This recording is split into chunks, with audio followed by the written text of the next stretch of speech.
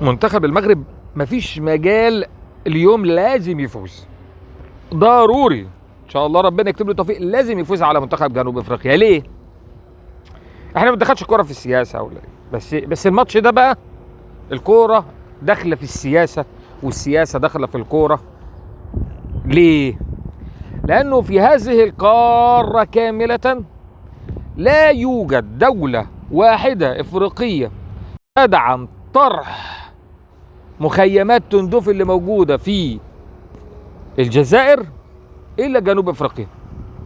الدوله الوحيده اللي عندها الازمه دي وبتشارك بكل حاجه بكل ثقلها مع، وكانوا يضايقوا كتير حتى ناصر بوريطه وفي كذا محفل دولي. فالموضوع مع جنوب افريقيا بالنسبه للمتابع الاحداث وترابطات اللي حاصله مع القاره ما ينفعش. العالم كله ما بيبعدش الرياضه عن السياسه، احنا بنبعدها عشان بس بنخاف من الاختلاف.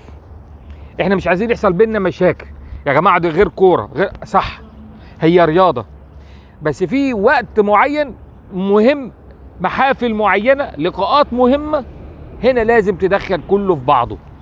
ليه كده؟ لانه هيبقى انتصار، صدقني جنوب افريقيا ربنا يكرم ان شاء الله وتخسر من منتخب المغرب، والله لا يكون العزا حرفيا في شيراتون، لانه جنوب افريقيا هي الوحيده اللي بتؤازر من الكيانات الدوليه اللي لها اعتبار يعني في القاره جنوب افريقيا.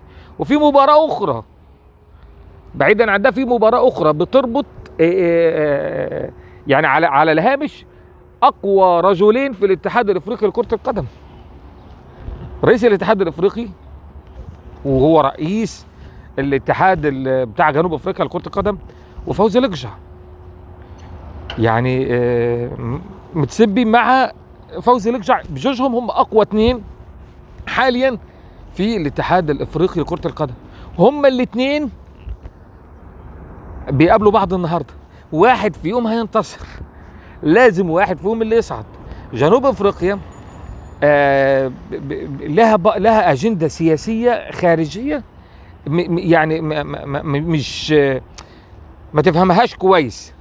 يعني بدل ما تقف جنب المغرب في وحده اراضيه وكده وتدعم هذه النقطه، لا، مختاره اتجاه غلط. ولكن تيجي في اتجاه مثلا اخر يخص بقضيه اهل غزه، لا، تجد ان هم واقفين وقفه تانية خالص ورافعين قضيه دوليه على اسرائيل وما الى ذاك. يعني لهم اطروحات دوليه ويؤخذ بها، ولذلك مهم جدا انك برضو تفرض نفسك عليهم دوليا. فارى انه ماتش المغرب مع جنوب افريقيا له ابعاد بعيدا عن كرة القدم، ابعاد سياسية في فنيات كرة القدم وادارة هذا النشاط في قارة افريقيا. في مباراة ما بين فوزي لقجع ورئيس الاتحاد الافريقي، هو الشخص اللي فوق فوزي لقجع، وفوزي لقجع مش بس رئيس الاتحاد في رئاسة في الهيكل التنظيمي واللجنة التنفيذية للاتحاد الافريقي لكرة القدم، لا، ده رئيس الجامعة وعضو الفيفا، عضو في اللجنة التنفيذية للفيفا وللاتحاد العربي، وراجل كمان في الحكومة المغربية، هو الوزير المنتدب في حكومة عزيز أخي نوش المسؤول عن الميزانية العامة. وله يعني واضح للجميع انه بفضل الله الملك محمد السادس معتمد عليه في اكتر من ملف، ومديله كمان رئاسة اللجنة اللي بتحضر وبتشارك مع اسبانيا والبرتغال في تحضير كأس العالم 2030. فانا اتمنى لهذا الرجل التوفيق، ما يتحطش في موقف وحش النهارده ان منتخبه، منتخب بلاده اللي هو بيرأس فيها بيرأس الجامعة الملكية المغربية لكرة القدم، انه يخسر قدام الراجل الاقوى، على فكرة اقوى سياسيا وفي الرياضة وفي كل شيء واقتصاديا في جنوب افريقيا. هو اشهر رجل في جنوب افريقيا، وهو الرجل الاسطورة سبحان الله.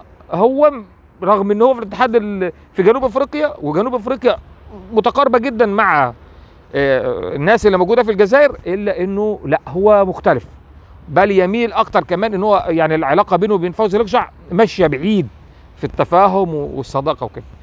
فمباراة المغرب وجنوب افريقيا مش مديانة اي مجال لاي اطروحة تانية، لازم وليد اليوم ووليداته يعملوا حاجه كبيره في جنوب مع منتخب جنوب افريقيا في كوت ديفوار، وتقريبا المغرب كده ان شاء الله يوصل للنهائي ويكون قصاد كوت ديفوار، ووقتها ان شاء الله المفروض يراعوا ما حدث ويشكروا حكيم زياش على الهدف اللي كان جابه، هو السبب في اللي خلاهم يطلعوا ويفوتوا امبارح على السنغال. فان شاء الله يصونوا العيش والملح وما ينسوش المعروف بمبدأ يعني ولا تنسوا الفضل بينكم. فان شاء الله اليوم نسمع خبر حلو عن المغرب.